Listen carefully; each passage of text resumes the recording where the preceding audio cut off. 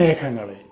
ഈ ചാമരം വീശുക എന്ന് പറയുമ്പോൾ എന്താണ്? സാധാരണ രാജസിംഹാസനത്തിലേക്ക് ഇരിക്കുമ്പോൾ രണ്ട് സൈഡിൽ നിന്നും ദാസിമാർ ഈ ചാമരം, വെഞ്ചാമരം അല്ലെങ്കിൽ ചാമരം വീശി കൊടുക്കും, രാജാവിനൊരു റെസ്പെക്റ്റായിട്ടും അല്ലെങ്കിൽ കാറ്റ് കിട്ടാനും വേണ്ടിയിട്ട്.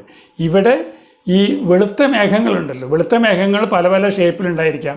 അപ്പോൾ ആ ഷേപ്പ് ഒരു ചാമരമായി സങ്കല്പിച്ച്. എങ്ങനെയുള്ള ചാമരം? വെള്ളിച്ചാമരം, സിൽവർ കളറുള്ള ചാമരം. അപ്പോൾ ആ വെള്ളിച്ചാമരമായി സങ്കല്പിച്ചിട്ടാണ് കവി എഴുതിയിരിക്കുന്നത്.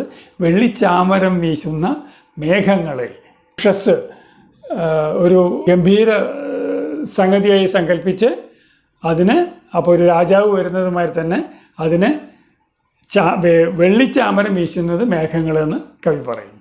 അഞ്ജനക്കല്ലുകൾ മിനുക്കിയടുക്കി അഖിലാണ്ട